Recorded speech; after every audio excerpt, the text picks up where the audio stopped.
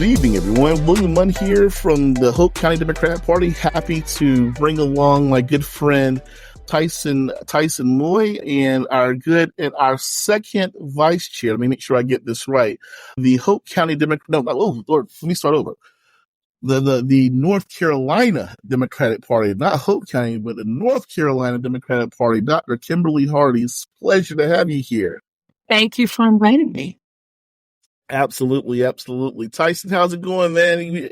How the Cowboys doing free agency this week? What y'all do this week? Well, so as you know, William, the only person we've signed is our long snapper. So, really everything's all in for this year.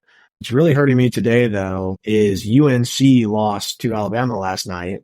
My wife did grad school at Alabama, and the first words out of her mouth and my toddler's mouth this morning were Roll Tide. And that hurt, and I wasn't ready for that. The game started way past my bedtime, so I woke up to some bad news, unfortunately. How are the Eagles?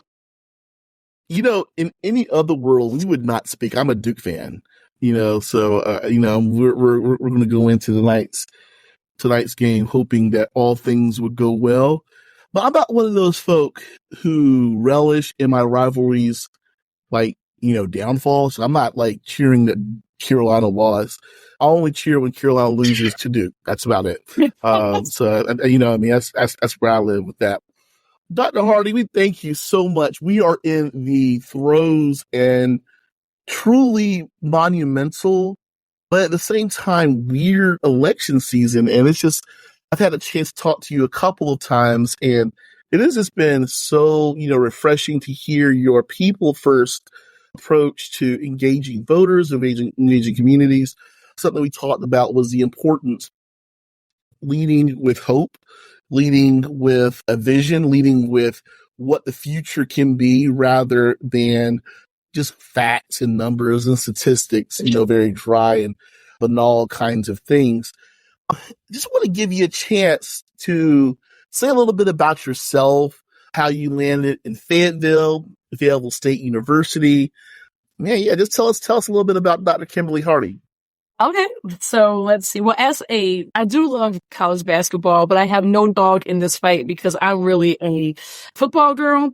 And so as a Buckeye, I can certainly understand how heartbreaking it is, Tyson, to hear Roll Tide. I can't stand that, but we don't hate anyone as much as we hate that little state up north. So you've had a bad year then, haven't you? Let's be watching them go. I thought we were friends. I thought we were friends. Friends don't ask friends about Buckeye losses to that little school up north. Nevertheless, so let's see a little bit about me. So I'm originally I was born in DC, but I was raised in Maryland. So right now I'm having a bit of a heartbreak in that space too, because of what happened with the bridge collapse in Baltimore. I cannot believe that people are taking this opportunity of sadness and fear to turn it into political talking points on the right. Now, the most recent thing I've heard is that somehow the ship crashing into the bridge is a conspiracy of DEI and immigration, but whatever. What it really is an unfortunate tragedy, and our hearts are with those folks who have still not been recovered and all the people impacted, because there's victims all around. So the governor, Wes Moore, said that we are Baltimore strong, we are Maryland strong, and that's true. And so though my adopted home is North Carolina, I'm grieving for my home back in Maryland. While I was in Maryland, I did go to undergrad, and I got my bachelor's and my doctorate in social work at Morgan State University, HBCU. Nice. I did my master's at, obviously, the Ohio State University. It's the only respectful way to say that. And all three of the degrees are in social work. So when you talk about the people first orientation to the way that I engage politics, that is where that comes from. But also a life of service from my parents. Both my parents were in law enforcement. My mom was a federal agent. My father was a police officer with DC police. So I have a lot of giving. They're military. All the men in my family were in the military.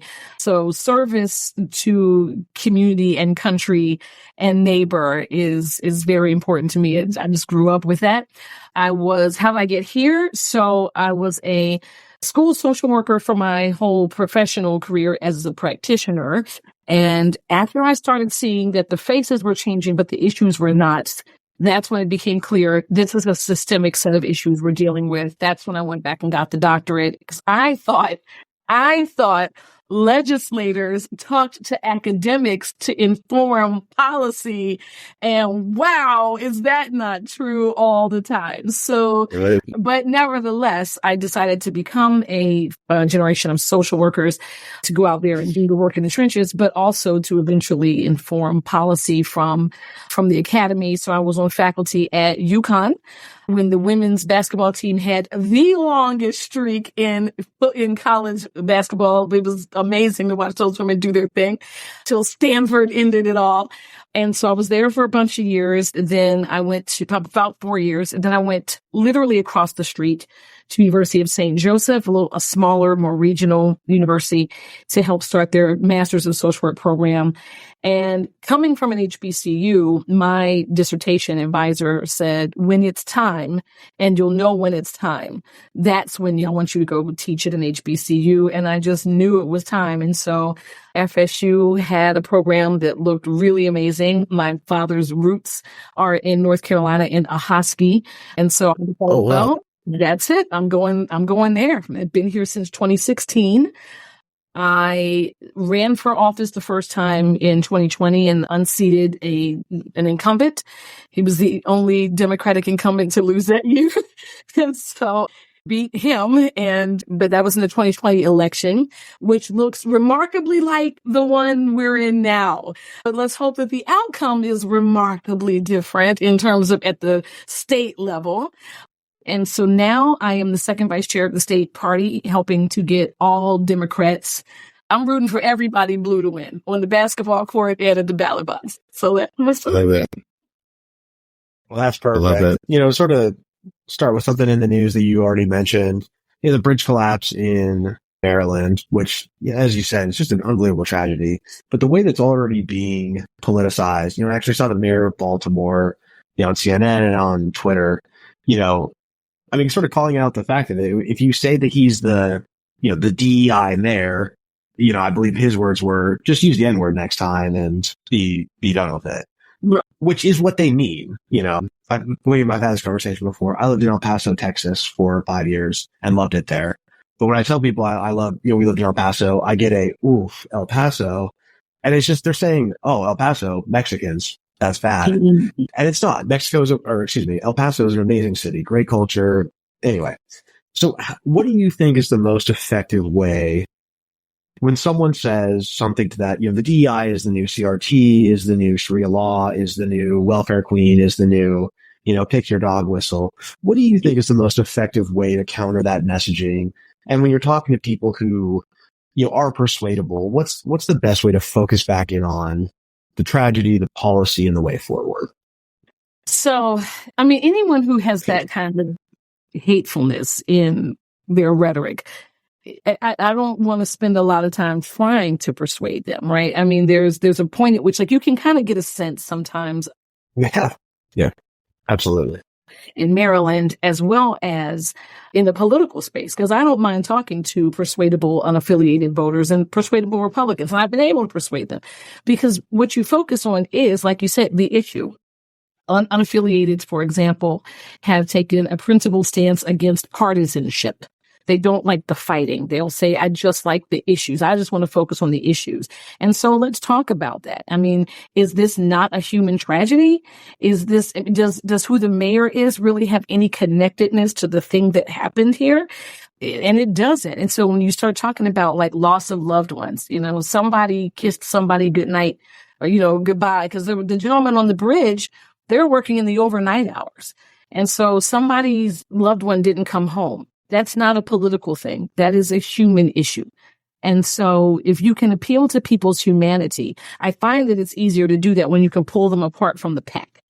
The echo chamber is loud. It is loud with them. And so if you can get them in a quiet space, pull them away from the pack, pull them away from the talking points and focus back in on the specific discrete issue, you tend to get a little bit more You even see this in these interviews that you'll see on YouTube videos where they're, oh, well, the reason I don't like such and such is because of the Bible said, and they're like, well, the Bible also said this thing. And they're like, and so so you can, watch their arguments fall apart. And some people will just be so tethered to that argument that, yeah, the mayor's right. Just say it. Just be like, I don't like him because he's black. Just say it, But I do think there are people for whom compassion can win the day if you just focus on the actual issue and listen, right? My mom used to say all the time, you'd have 2 ears and 1 mouth because you're supposed to listen more than you talk.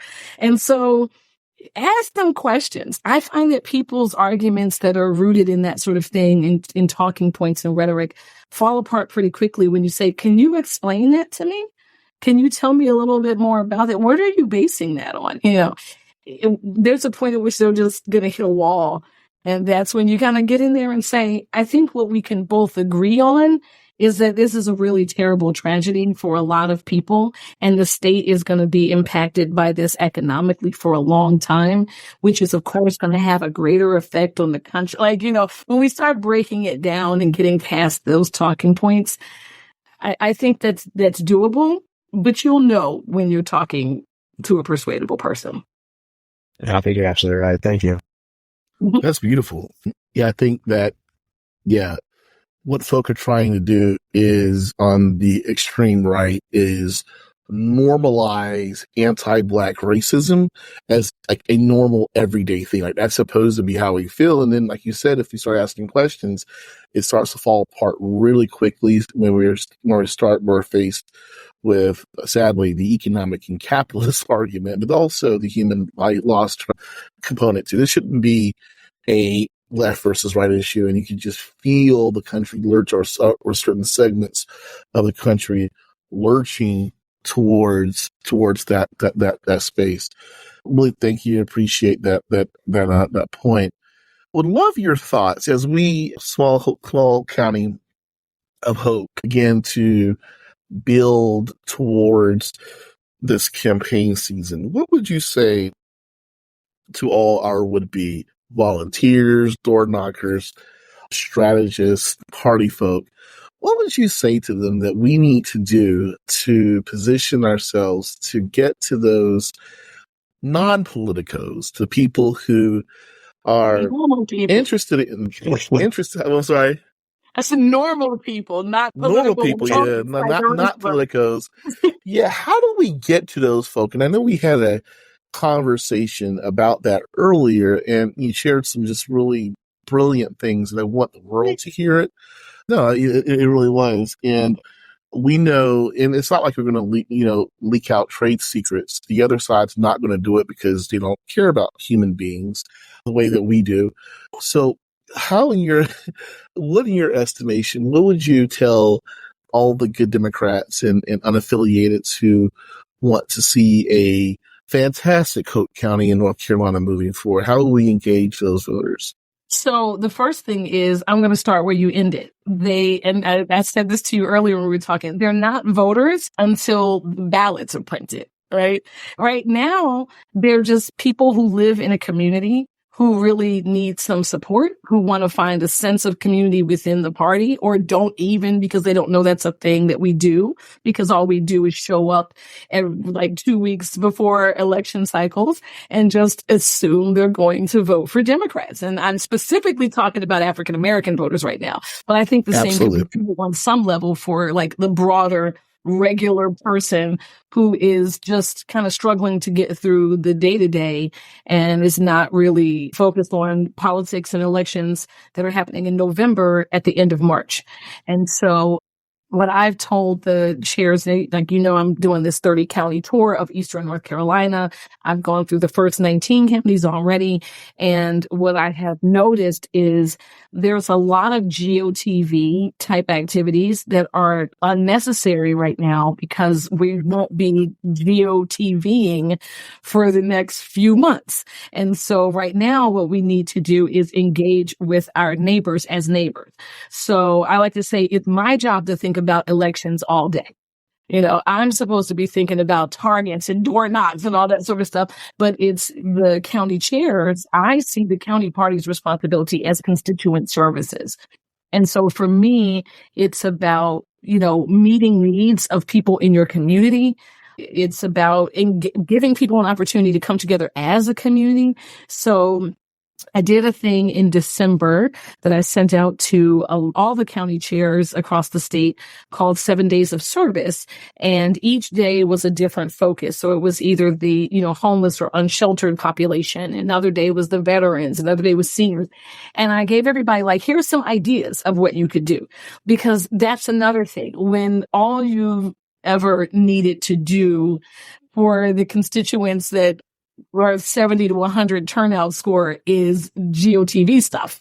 Well, then, you're not going to know what to do with the 7 days of service. So each day I gave people a breakdown of here are some activities that you could do. Here are some possible collaborators in your community with whom you could do those things. And here are some, a checklist of things you can do to get the program off the ground. And then with people took pictures, I asked them to send it to me, and I posted it in the world. And I did it too. I made a lot of spaghetti, and we took it out in a deluge of a rainstorm, my son and I, and gave it out to people who were sleeping on the street that night. We baked cakes and cupcakes for first responders, for the police department and the fire department. We did a little bit of everything. Oh, wow. And so, but if you can't ask people to do a thing if you're not going to give them some support. So that's why I said, well, this is what you could do. And those are things that you can do in your community all the time. So I would say do more of that. I would encourage county parties to do more of that, to do more giving back to the community and being a resource and meeting the needs of the constituents in the area as people and neighbors and community members. In October and November, they will remember who it was that helped them. And it's not transactional. It's not let's do this so that, but it's let's do this. Also, when we do this, these are the folks that will say, you know what, when I needed something, the Democrats were the ones that came and helped me. And so we want to do it because it's the right thing to do. But that type of engagement is something that I think the average person doesn't experience from the party. And we can't thus expect them to just want to show up for us in March and November. Based on what? So that's what I would tell folks. Go to where they are. So social work's motto is you start where the client is. And so it's not enough to say, oh, meet us at this really awesome downtown brewery. We're talking about low propensity, low education voters. It's African-American voters in rural spaces. The idea that they're coming to your downtown brewery because democracy is on the line is simply folly. We need to go to them. At this point, we need to court them, and we need to go to the communities where they are, see where the needs are where they are, and do something programmatically to meet those needs, because it's just the right thing to do. So, and when you do it, please tell everybody the Democrats did that thing, please, because the Reds don't have any problem letting you know. This hate and vitriol brought to you by the Republican Party. There it is.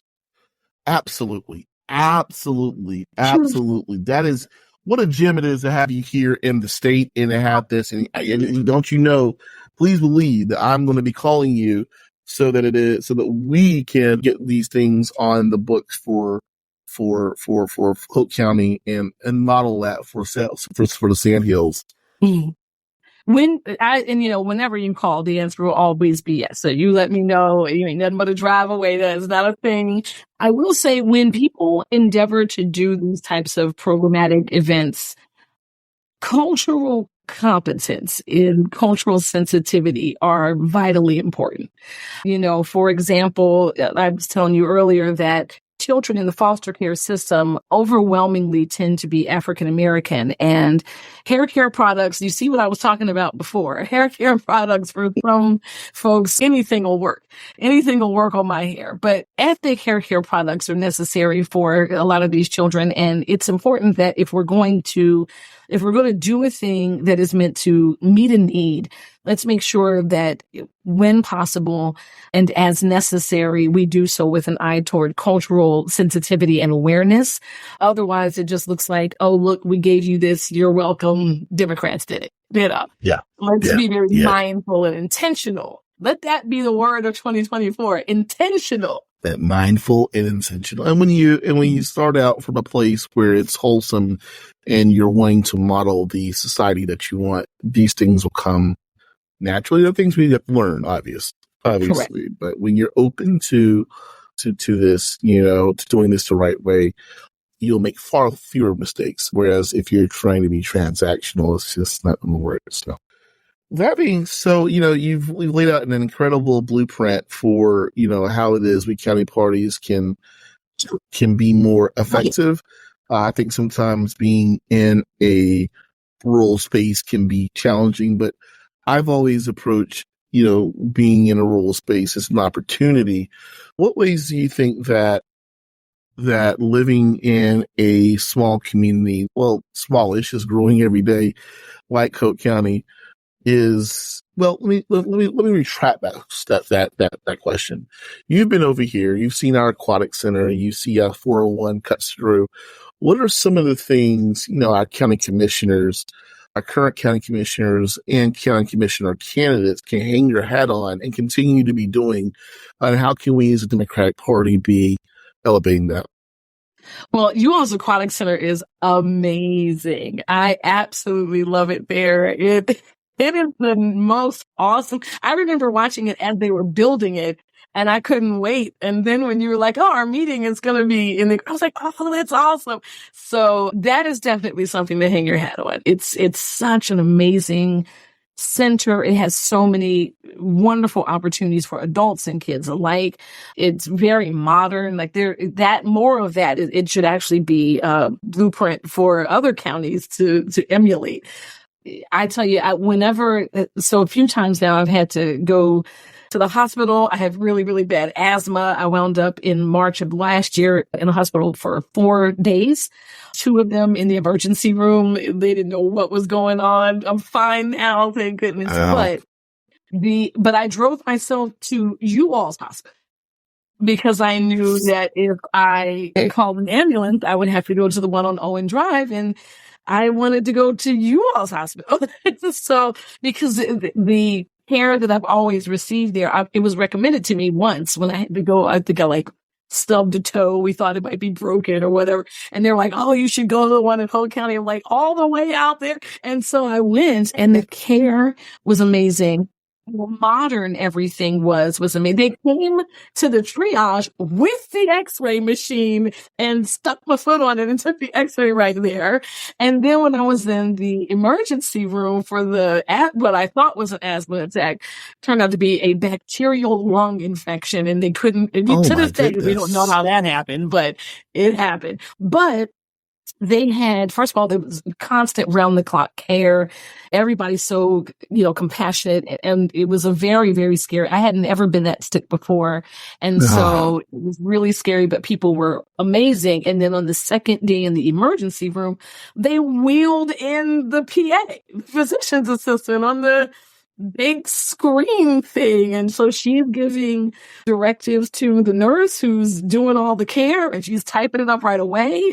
And it was amazing. And then when I got moved upstairs to my room, I spent 2 days in that room. Let me just say this. The food at Charles Hospital is amazing. And when I told nutrition services that the next time they brought me dinner, I got a double portion, I was like, oh my goodness. That is so awesome. But that's not something that you ever expect in a hospital, and it was worthy of comment.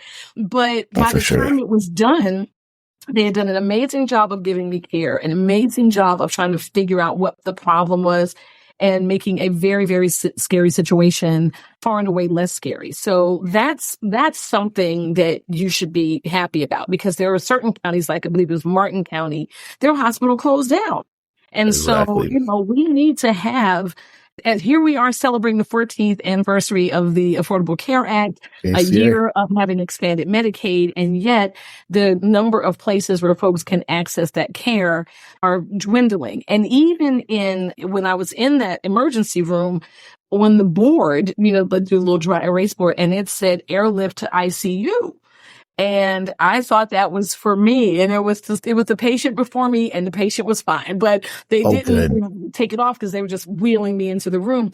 But then I said, well, why would you have to airlift someone? Don't you have an ICU here? And they said, yeah, but it's understaffed. So they had to shut it down.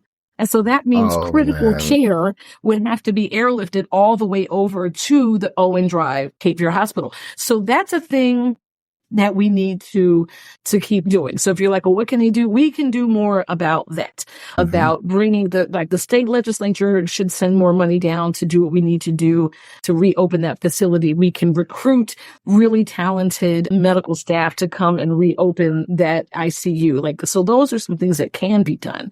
And counties are responsible for a lot of things. So the school system, there's things we can do to modernize our school system and give our children a 21st century education so they can be ready for a 21st century global society, that sort of thing. So there's a lot that can be done, but you also have a lot that you can hang your hat on, because I argue that health, which is also reflected in your aquatic center, recreation and community gathering, all of those things are vitally important for a community, and you have them well done, very well done. It's a place, I lived for a long time in Fayetteville in Cumberland County myself, is no secret. And, the quality of life for my kids is just a touch, here better than where it was in West Fayetteville. I'm not calling West Fayetteville, that's where I grew up in the 80s and whatnot. And, I had a chance to come back there and stay in that space, until my grandfather passed away. But after that point, it started feeling empty as a community. And so I was able to hop over to County Line, where my family lives here. And I'm just so happy here. And like you said, there's joy in that aquatic center because the recreation, the health piece is there. And that's what we have to embrace as a community. There's so much joy and opportunity as the space grows. So thank you for that. Tyson, the man, I'm glad you're back, buddy. The internet gods are capricious. I'll save the last. Are you all able to hear me? Okay, perfect. Yeah. So, you hit on it there, but also in your previous answer, we have 2 days of action. We're doing some canvassing coming up on April 13th and April 27th. Daniel French, our regional director, helped set that up. He's the man. We'll have to have him on here soon enough. But, something's been on my mind a lot recently is third-party candidates, people who are double haters, who don't like Trump because of the insanity, but then worry about, Biden's age or unaware of his record, and that's going to have effects up and down the ballot. Well, I suppose not up, only down, because it's only down. But, it'll have effects down the ballot. And, those are people who are persuadable, I think. Those are not the people still waving MAGA flags, because we won't knock on those doors. We'll waste the time. But what do you think we say to someone who I assume knows nothing about RFK Jr., because if they did and they are going to vote for him, well, that, again, not someone I'm going to spend time on.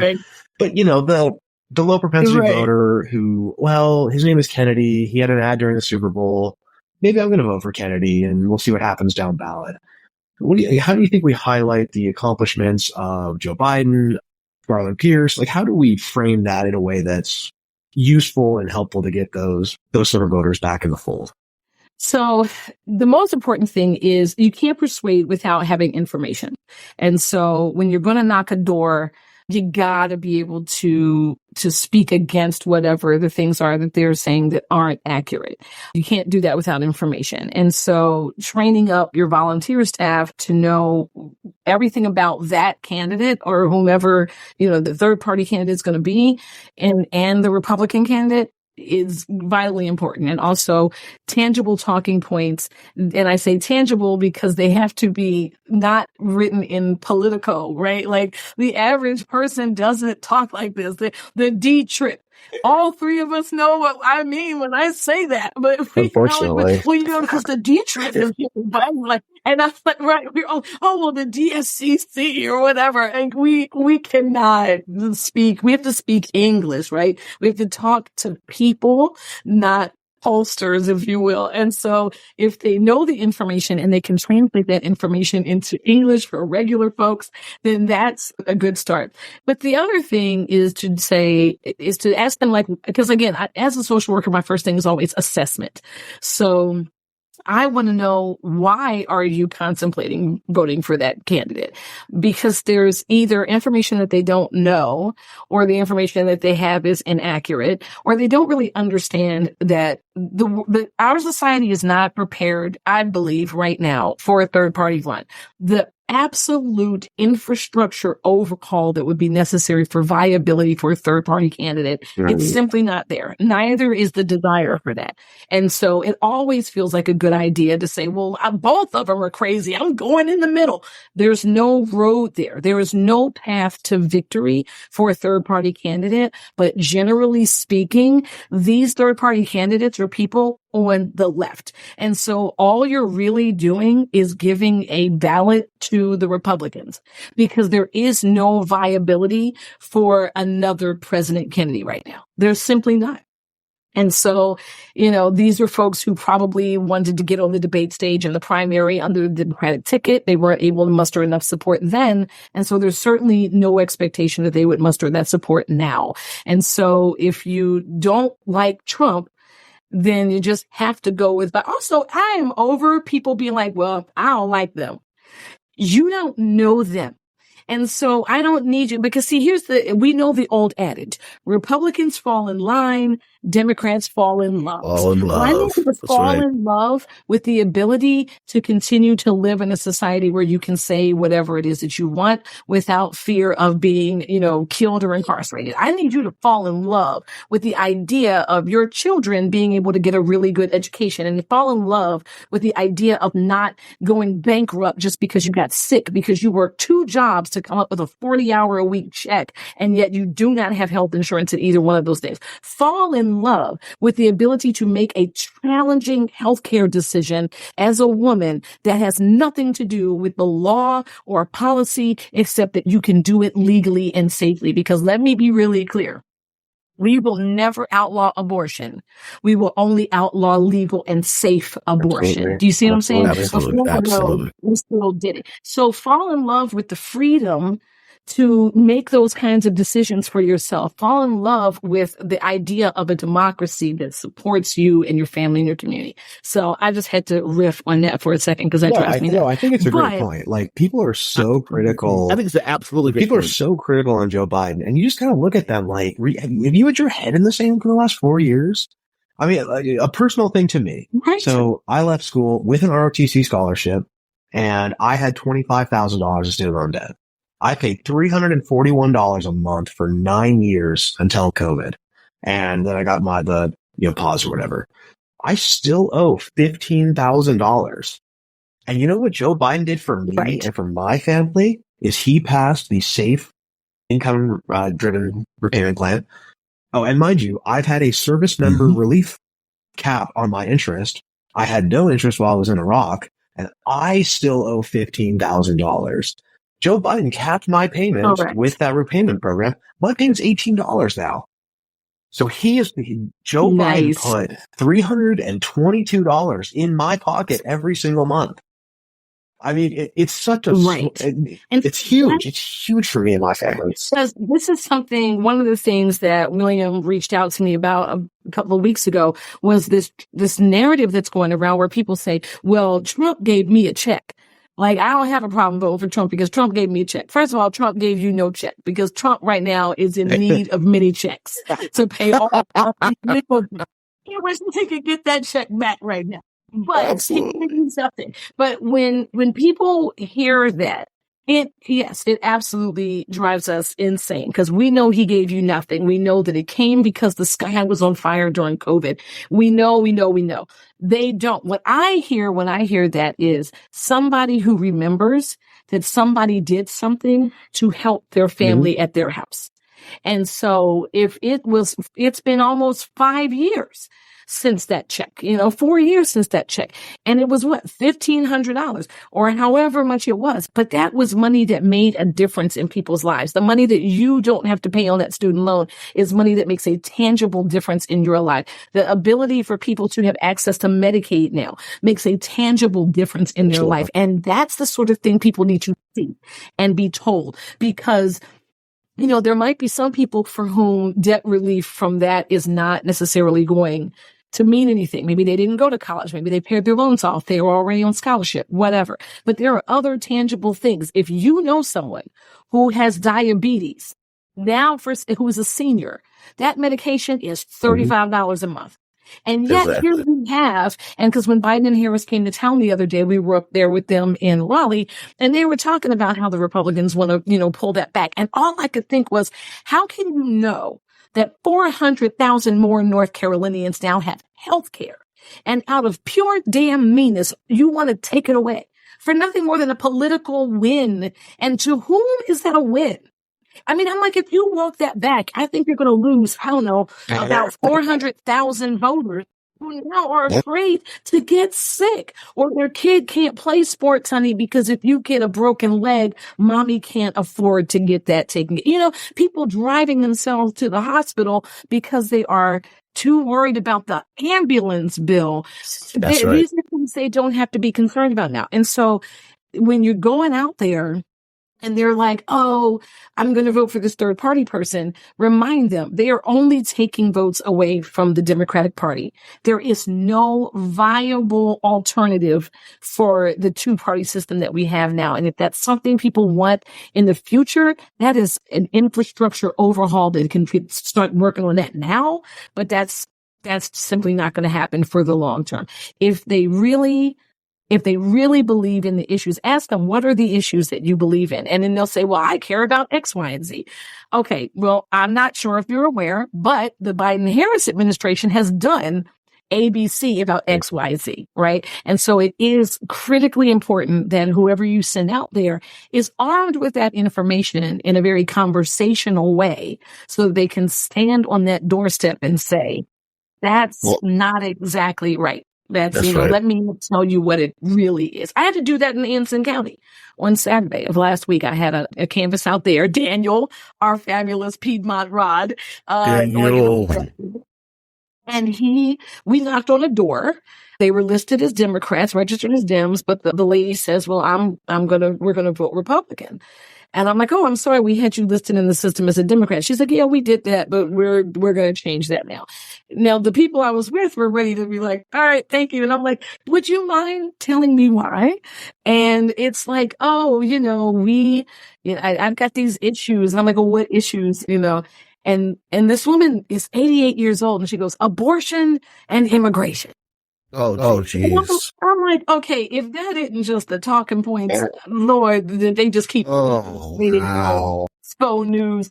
And so we talked about immigration and how I said, believe it or not, the Democrats also care about immigration. And that's why there is a bipartisan immigration bill in Congress right now that gives the Republicans 80% of what they want and is actually going a little further than the Democrats were comfortable with. But because we care about this issue too, we are determined to get it signed. And the president has already said he would sign it. But Donald Trump has asked the Republicans not to put it forward because if we solve it now, it's a win for Biden and he has nothing to run on. And so she was like, well, he built part of that wall, and if he gets elected, they say he'll build more. I said, I'm so sorry. I said, he didn't do that. He refurbished some of the existing wall, but he didn't really build anything else. And so I talked about, because there had been this tussle at the border earlier the day before. And I said, you got it. She said, well, there's too many of them. She was like, there's too many of them. So I said, you got to imagine that if someone is willing to risk literally everything, and travel on foot across one country to flee into another, they have to be leaving from something that's pretty substantial. And so I said, I think what we have more than an immigration crisis is a humanitarian crisis. And she's like, yeah, well, we're still just going to, I'm like, yeah, okay, well, but she'll never be able to say is nobody told me the truth. Now she willfully does what she's going to do. Right. So be it. But yeah, that's what I would say, Tyson, is if you're going to send folks out there, make sure they're armed with the information and they can convey that information in a way that makes sense for kitchen table conversations and not 30,000-foot conversations. Well, and at the very least, you planted a seed. That's, the next time that she thinks about that, maybe she thinks, you know what, that is a good point. Like, no one's walking to the border because they're having a good time. These are desperate people trying to take care of themselves and their children. Maybe there is something to this. And, the Democrats are trying to do something, but of course Republicans are stopping. You're right. Like, that's how you persuade people. Right. Like, we're lucky in North Carolina that we're a 49 state. Those people doing God's work in the Wyoming Democratic Party are fighting a more uphill battle. But, like, that one person, she maybe changed her mind and maybe changed one friend's mind, and heck, that flips that county almost. It could possibly work. I'm a gardener of people. I'm planting seeds. Let's see I if they love grow. this. Well, what we found out when I was with the chair of Anson when I was doing my canvas, Danny Mondelli, I adore her, love her. Her son Derek is my county chair in Cumberland, and it became really clear to us as we were out. She says, "You know what? It seems to me that Republicans want to change people, and Democrats want to change things." And I told her if she didn't put that on a T-shirt and sell it for $10, I'd do. Because it's true. Because when we would go out, when we're doing these canvases, we are asking questions about issues, right? Right now, we're trying to sort of do a temperature check of the issues. And we would go places and all the Dems would say just one issue because they need to fix boom, boom, boom, boom, boom. And it was everything local. Also, right. It was local. But what you hear from this lady and a few others that we ran into, it was immigration and abortion. Honey, she is 88. This abortion issue is, it's still an important issue. I'm 52. It's still an important issue, but nevertheless, it's always an issue with if somebody else, God forbid anyone in her family should ever need one for medical reasons, for life-saving reasons. Because you don't want to be the one that cast a ballot that cost them it all. But yeah, they want to change people, whereas Democrats want to change things. So just had to put that out there. Well, in this relatively blue county, we want to keep it that way. We work very hard, and that's why I asked the question about how do we move Hope County forward? How do we continue to step the things that we've accomplished, but at the same time, speak to people. And so I appreciate your words, your ideas. I'm going to be hanging on to every one of them because I know that no one can look away from the events that we're going to be having without saying they're really trying to make a difference. And it's just going to be impossible. So we're going to win because we're going to work. We're going to outwork folk. We're going to knock the doors. We're going to also have the cookouts. We're going to also have the free haircuts. We're going to also have the things that are going to make people happy. Right. Happy. I want joy as much. This doesn't have to be a life or death, a final battle. It doesn't have to be that kind of stress. We are just trying to make life better for everyone. And we believe it. I love that because when you said that we can be happy, that's the thing. Like it blows my mind that people on the right now, like we have a federal judge whose daughter was named by Trump and defamed by her. And that judge is so probably very afraid that something will happen to him or his daughter, that he did not take the sort of hard-nosed stance against that in the courtroom that he needed to. And any of the rest of us would have done it. We'd be in jail thinking about what we just did because that is a exactly threat. But when your only response to losing or to bad press or to getting your feelings hurt is to go violent, I don't understand that. But here's the thing, and I want everybody to hear this. People need something to vote for, not something to vote against. So That's when right. you're thinking about, oh, well, I don't need to, worry about Trump because no one would vote for him. I want you to remember that Mark Robinson got 600,000 votes in the primary. Whenever I said, oh, that Republican woman that did the response to the State of the Union, she was nuts. She wasn't talking to us.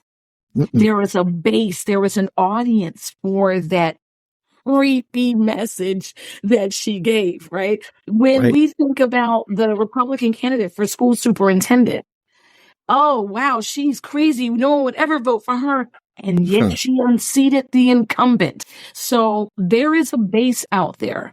And he's That's right. That's right. And he was no less out of his mind then. And so, and the thing is he's dangerous. I believe that, but I think he's also capable of being disciplined. See, what happened is he's going to go into some of these communities where he has they don't have really any idea, because, not to disparage the office of lieutenant governor, but the average person doesn't need to know what the lieutenant governor is doing day to day. And so his name recognition is only going to come from him running right now. And so he's not going to have any sort of policy thing to run on. So he's going to go to some little black church down east and go, I was your first black lieutenant governor. I'll be your first black I'm just a country boy like you. I graduated from Central. He's going to have all the right stuff for that crowd. Then he's going to do that anti-abortion stuff to a different crowd, and sometimes maybe to the same crowd. And so if they don't know what we know, then he might be able to persuade some of these folks based on phenotype or whatever sort of related thing, right? So we have to make sure. NCDP has a website, and on the website at the very top it says, meet the real Mark Robinson. Do you know how invested I have to be in knowing who he is to go to that website? If I'm already on that website, I already know the real Mark. Right? I already know. No. And so it's our responsibility to get folks out there and say, listen, all they're asking you to do is vote against. All they have, if I don't win, it'll be a bloodbath. So, but if we win, if we win, you get expanded access to this. You get more of that stage, right? We can continue in this trajectory that we've already established as the most consequential president that we've ever had. So that's right. We have to, I like your message of hope, William. I really do, because folks need something. They're tired of the divisiveness. They're tired of the fighting. They think they're crazy on both sides. Let them know that we are crazy in love with the idea of them living the life of their dreams. Well, for us, we can give them that. So say that one more time. We're crazy. Say that one more time. I cut you off. And we are crazy about giving them the life of their dreams. That's right. That's what it is. That's what it is. Wow. I don't think we could top that. Audience, thank you so much, Dr. Kimberly Hardy. Thank you so much, Tyson. Man, thank you for your incredible questions. We are looking forward to a fantastic campaign. We're saying these things now in March, and what I believe is that we will be able to implement them and win, because these are the messages we've got to get out now. Thank you all so much for joining us at the Hope Nails podcast. Until next time, see you later. Bye. All right.